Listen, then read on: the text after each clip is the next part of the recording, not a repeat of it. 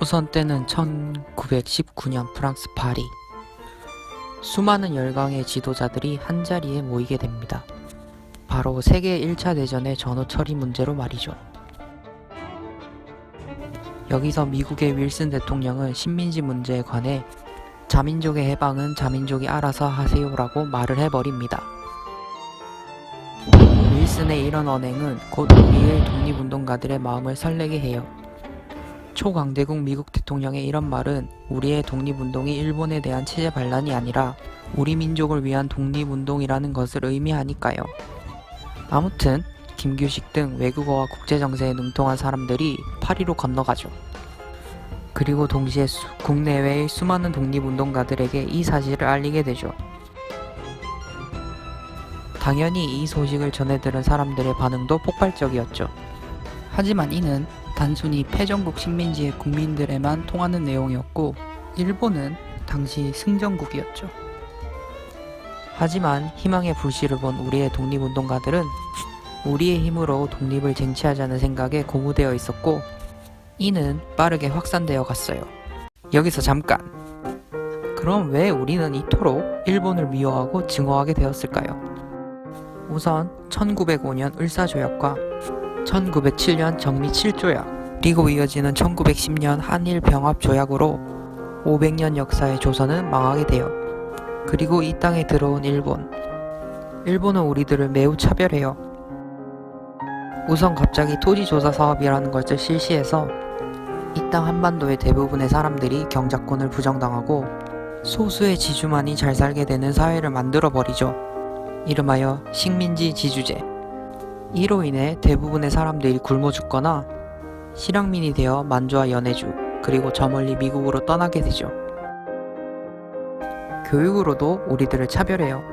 당시 일본인들은 초등교육 6년에 중등교육 5년, 도합 11년을 교육받는 반면 우리는 초등교육 4년에 중등교육 4년으로 총 8년의 교육을 받았어요. 무려 3년이나 우리가 교육을 못 받은 거예요. 실제로 3.1운동에 참여한 학생들의 대부분이 이 교육의 불평등을 지적했을 정도로 당시의 상황은 심각했지요. 법 앞에서도 우리는 차별을 받았어요. 그 대표적인 예가 태형. 당시 일본은 우리에게 경범죄에 해당하는 죄를 금고 1일당 벌금 1원당 한 대씩 때렸어요. 합법적으로 사람들을 팬 거죠. 근데 중요한 건 이게 일본인에게는 적용이 안 됐다는 거예요. 일본인이 공범인 경우에도 일본인은 태형을 적용받지 않고 우리들만 맞는 이런 상황이 계속되었던 거죠. 다음 건 더 황당해요. 이른바 백의 토벌이라고 불리는 것인데요. 간단히 이야기해서 우리들은 흰색 옷을 입을 수 없다는 내용이에요.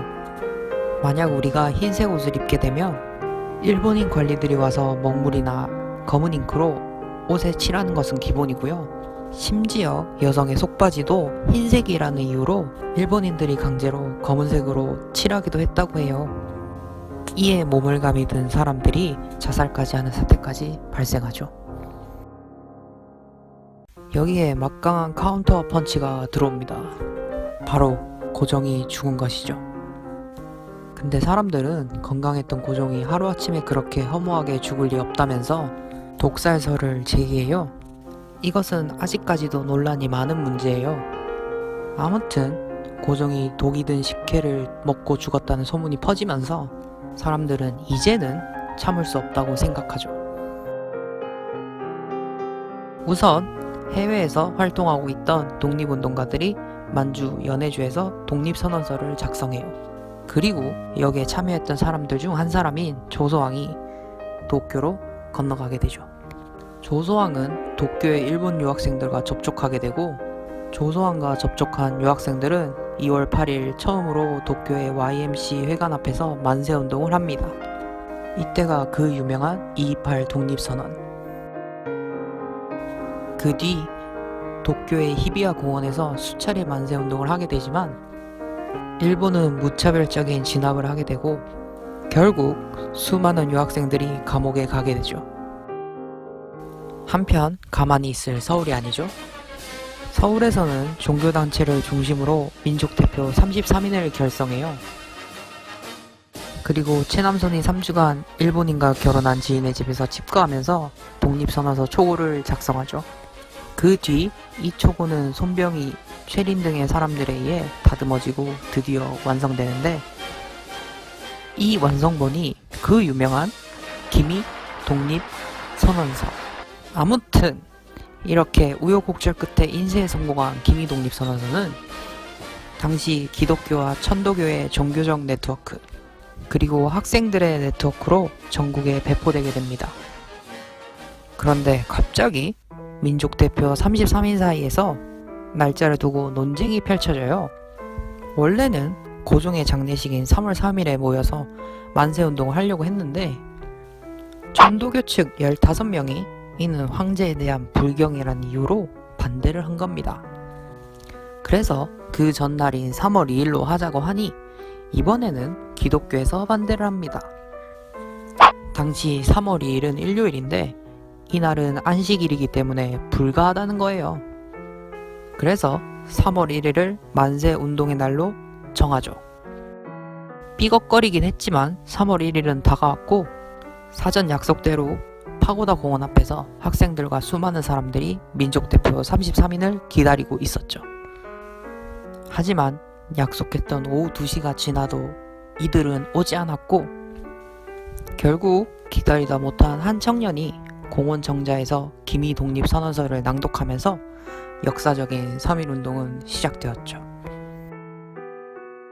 일제는 도쿄에서의 만세운동처럼 우리를 무차별적으로 진압해요. 천안 아우네 장터에서 유관순 열사가 체포되고 제암리에서 끔찍한 학살이 일어나죠. 일본의 이런 무차별 진압으로 우리의 염원이었던 독립은 오지 않았지만 그 이후 여러 사회적 변화가 찾아와요. 우선 이번 만세운동이 강력한 구심점이 없어서 실패했다고 생각한 사람들이 생기기 시작했고, 그 결과 서울의 한성정부, 연해주의 대한국민의회, 상해의 대한민국 임시정부가 통합되어 상해의 대한민국 임시정부가 설립되죠. 또 국내의 지식인과 자본가들은 밀립대학 설립운동, 문맹 퇴치운동, 물산 장려운동 등 실력 양성운동을 펼쳤고, 소련의 약소민족 지원 정책에 힘입어 당시 우리 사회의 대부분을 차지했던 노동자, 농민을 대변하고 일제를 타도하자는 사회운동을 펼치게 돼요. 정말 중요하고 소중한 역사인 3.1운동. 우리는 절대로 이 역사를 잊어서는 안 됩니다. 지금까지 썸네처였습니다. 감사합니다.